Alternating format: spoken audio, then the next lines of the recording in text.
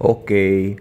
So, kung meron pong dapat mag-ceasefire, yung mga utak muna natin. Okay? Na-realize ko lang po. And you know what? The Lord Himself, Jesus. Kumakain kasi ako and then nagsalita si Jesus. Ceasefire means ceasefire mo yung utak mo sa masyadong pag-iisip ng mga negatives like giyera and all that.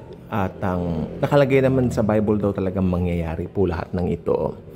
Ngayon, siyempre ang tinatanong nila, Gog at Magog na raw po ba to?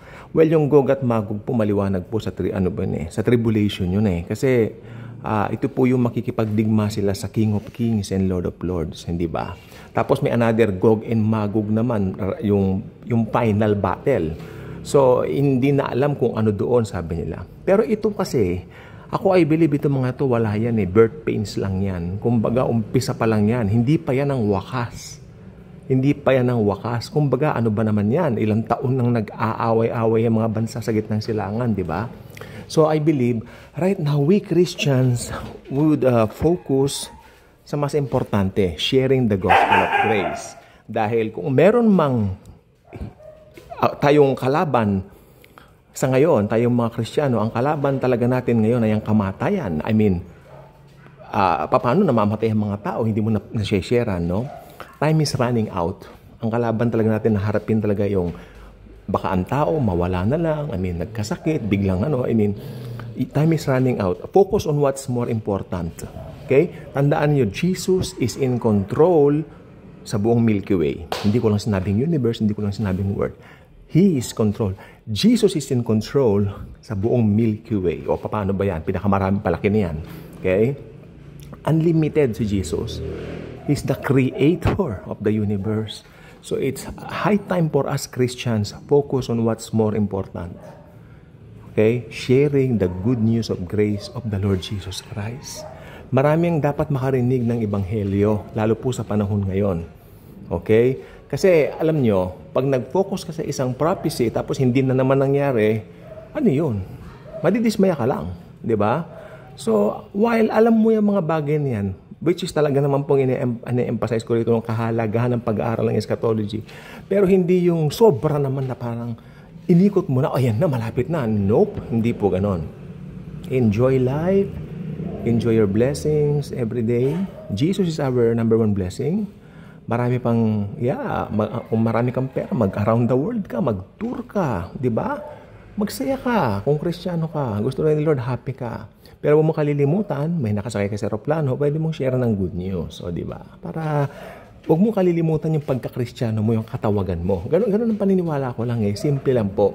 At naniniwala ako, ito po, gusto ko pong sabihin, ang pinagpapasalamat ko sa Diyos, sa Panginoong Hesukristo, nung matapos po yung COVID, nagkaroon ng Great Reset. Napakaganda po nung Great Reset sa konteksto ng church sapagkat lumaya na ang mga tao sa relihiyon. Dati, kailangan si pastor, gano'n. Noon, hindi. Ngayon, hindi na. Talagang everyone can create a YouTube channel and share Jesus. I believe in that. For me, mas maganda na po yan kasi yung chismisan sa church. Okay? Hindi po masama ang pagpupulong, ha? Gusto ko po ng pagpupulong. Maganda po yan. Kami nagpupulong kami nakaraan. 3 lang kami o 4. Maganda po yan. Pero, yung malalaking churches, hindi may iwasan yung chika, yung marites, ganyan po. At nakakalungkot po. Alam niyo po ba, nagpatuloy po yan, nag-restore ang mga institutional churches. Again, may nag-away na naman po. Okay? Nabalitaan ko. Sabi ko kasi, ang bunganga, isiper. No? Kung mag-uusap kayo right after ng church, sabi ko, si Jesus ang pag-usapan nyo. Kayo narinig nyo preaching. Rather than buhay ng may buhay. Nagmamarites na naman. So, yan yung pagmamarites na yan, lagi pong kasama yan. No? So, hindi pa po wakas ng panahon. Okay? End of days po tayo, pero birth pains pa lang po yan. Umpisa pa lang po yan. Okay? Pero, tandaan nyo, kahit na ganyan pa man po, imminent ang rapture. Pwede mangyari ngayon, pwede mangyari after 200 years, after 1,000 years. Sabi nung isang kilala ko kanina, baka ang rapture na mangyari pa after 3,000 years. Pwede rin. Pwede rin mamaya. Imminente, no? Pero kahit hindi nangyari ngayon, gusto ko sabihin, makinig po mabuti, kahit hindi nangyari ang rapture ngayon, mangyayari pa rin in the future. Amen? At kung nangyari naman ngayon rapture, mas maganda sapagkat tapos na ang lahat.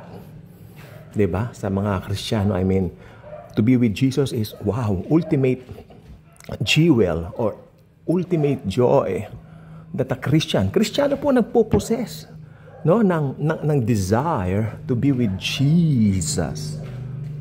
Hindi i-desire yan ng hindi mananampalataya, maniwala ka sa akin. Gusto pa namang hindi mananampalataya, dito muna sila sa mundo sa lupa. Pero kung nandito pa po tayo, hindi pa mamularapso, ano naman ngayon? We can share Him. We can double our desire to share Jesus sa mga tao. Di ba? Sapagkat tignan nyo ang kapitbahay nyo. Mga kapitbahay na unsaved, hindi mananampalataya. Papabayaan nyong mamatay na lang ang mga yan, pupuntang impyerno. Share Jesus. Especially sa mga mahal nyo sa buhay. Mas masaklap yun dahil kung believer ka, nakikita mo, mga magulang mo hindi pa believer, kapatid mo hindi pa. Sa family namin, syempre, believer naman kami lahat. So, okay naman po. Paano yung hindi? So, share Jesus, yan ang importante. Thank you.